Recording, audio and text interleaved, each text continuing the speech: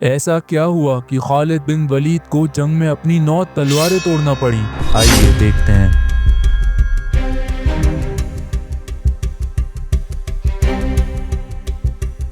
پورے عرب کو ڈومینیٹ کرنے کے بعد رسول اللہ صلی اللہ علیہ وسلم نے اسلام کا پیغام غسانی کنگڈم پہنچایا۔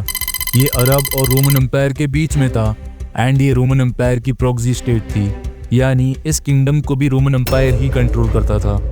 جیسے ہی حارث رضی اللہ عنہ خط لے کے پہنچے تو ان کا قتل کر دیا گیا اور ایک امبیسیڈر کو مارنا جنگ کا اعلان ہوتا ہے۔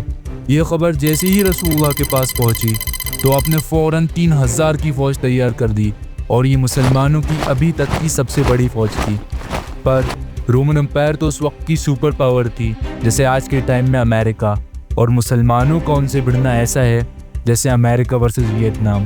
جب اس بات کی خبر عرب میں پہنچی کہ مسلمان رومن امپائر کے خلاف جنگ کرنے والے ہیں تو سب لوگ ہنسنے لگے اور کہتے مسلمان اور رومن امپائر، مسلمان کبھی رومن امپائر سے نہیں جیت سکتے، اور اگر وہ ان سے لڑیں گے تو یہ تو ایک سوسائڈ ہے۔ بہرحال فوج کو روانہ کرنے سے پہلے رسول اللہ صلی اللہ علیہ وسلم نے زید بن حارثہ کو اس فوج کا لیڈر بنایا اور فرمایا اگر زید شہید ہو جائیں تو جعفر رضی اللہ عنہ کو اپنا لیڈر بنا لینا، اور اگر وہ بھی شہید ہو جائیں تو عبداللہ بن رواحہ کو اپنا لیڈر بنا لینا، اور اگر وہ بھی شہید ہو جائیں تو پھر اپنے بیچ میں سے کسی کو بھی لیڈر چن لینا۔ پھر آپ صلی اللہ علیہ وسلم نے حکم دیا جہاں حارث رضی اللہ عنہ کا قتل کیا گیا ہے وہاں جا کر لوگوں کو اسلام کی دعوت دو، اگر وہ نہ مانے تو صرف تب ان لوگوں سے جنگ کرنا، اور کسی بھی بچے، عورت اور پیڑوں کو مت کاٹنا۔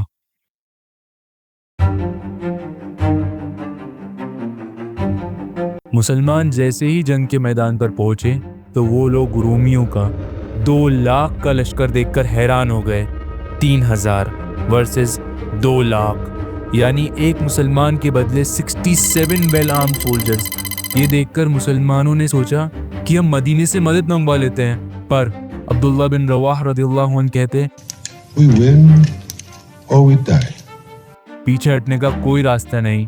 پھر مسلمانوں نے ایک پلان بنایا کہ کھلے میدان میں لڑنے کے بجائے ہم ایک ایسی جگہ جا کر لڑیں گے جو دونوں طرف سے پہاڑوں سے گھری ہوئی ہو، کیونکہ اگر 3000 کی فوج 2 لاکھ کی فوج کا مقابلہ کھلے میدان میں کرتی تو دشمن ان کو ہر طرف سے گھیر کر ان کو اچھا خاصا نقصان پہنچا سکتے تھے، پر پہاڑوں کے بیچ میں اتنی بڑی فوج کچھ خاص نہیں کر سکتی۔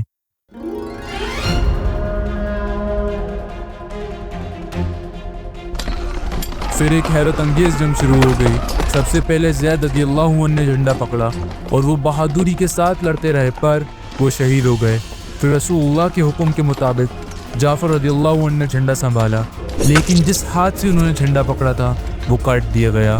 پھر انہوں نے دوسرے ہاتھ سے پکڑا لیکن وہ بھی کاٹ دیا گیا، اور پھر وہ شہید ہو گئے۔ اب عبداللہ بن رواحہ رضی اللہ عنہ نے جھنڈا سنبھالا، پر بہت سخت لڑائی کے بعد وہ بھی شہید ہو گئے۔